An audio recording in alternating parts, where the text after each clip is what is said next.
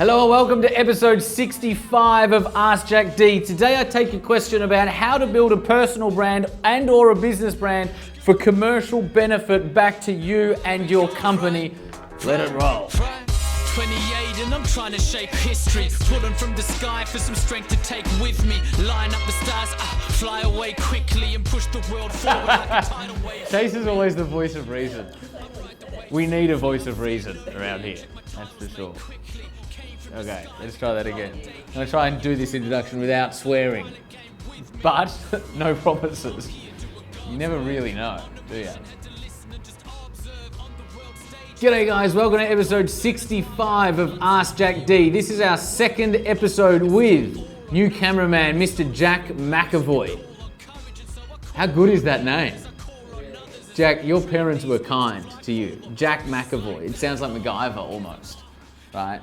Today we're taking a question from the Twitter floor from Universe, who asks, I want to build more of a personal brand as I think it will help my business. How should I do this? What's the difference between building a personal brand and a business brand? Now, before I get into the answer, Universe, I went to check out your Instagram. There's nothing there about you. There's your name, which is Una, so I'll call you Una from now on. There's no link, there's nothing about you, there's no mini bio, right? So even people that are currently finding you want to build a brand, you want to start building recognition, you need to tell us who you are. Una, I forget your surname, but Universe, one line about who you are and a link to a website or something. So that, because I wanted to research you, because then I could have given you specific advice around branding and all of that sort of stuff. But anyway, we can talk more generically about it. But for those of you that submit questions to Ask Jack D, make sure there's details. So if I want to research you, I can answer the question more holistically. And Una, building your personal brand and business brand to help your business. Let's talk about that. Number one, you need to have an expertise, right? You need to have something that you have demonstrated, proven experience and results in, right? So think about, what are you great at? What have you been working toward? What have you been studying? And I don't mean in a formal sense, although maybe that too. What have you been obsessing about? What have you been doing, most importantly? And where do you have a proven track record of results, right? Number one, have an expertise. Have substance behind whatever it is we're going to take to market. Number two, stand for something.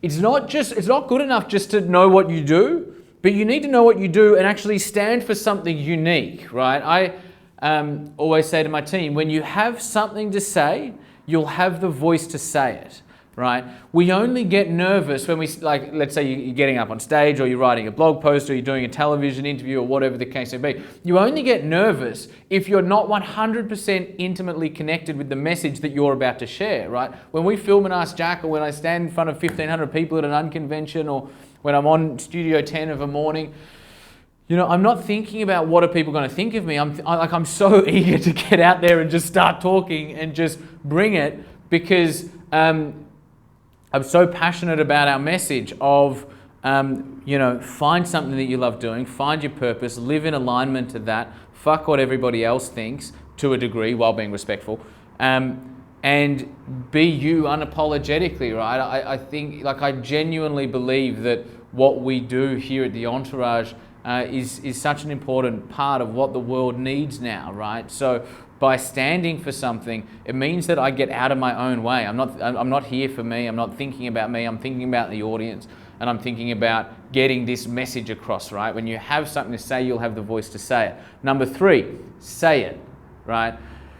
One of the beautiful things about business today is that you can build your own audience, right? Go back 10 or 15, 20 years, you needed to rent eyeballs. If you had something to say, you needed to call Channel 9 and go, can I get 30 seconds on this television slot over a few months, whatever it might be.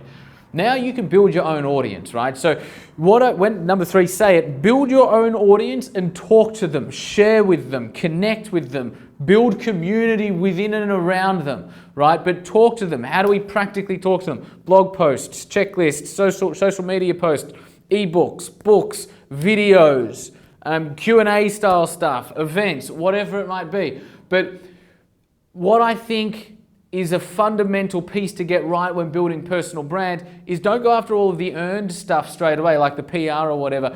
Build your own audience, refine your own message, refine what you stand for with the audience that you own, right? With the people that have opted in, right? When I come to your website, there should be in Entourage, for instance, join the movement. For you, again, I'm not sure what business you're in, but relate it to your industry and your business, right?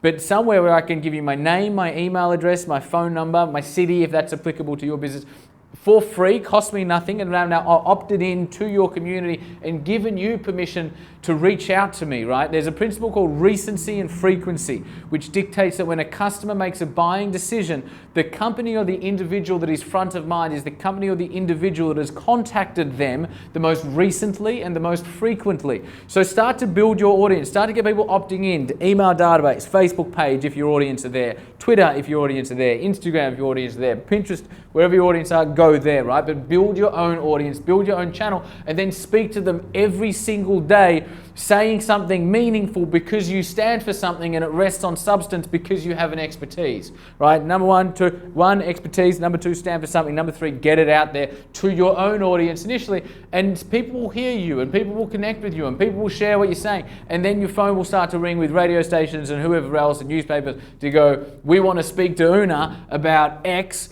because we can see that she's the expert in this field, and it's a genuine expertise. She has something genuine to say. She stands for something that's unique, and she's awesome. That's pretty much it. Episode 65. See you guys tomorrow. I've just actualized a wish that I dreamed as a kid. Cause I'm lining up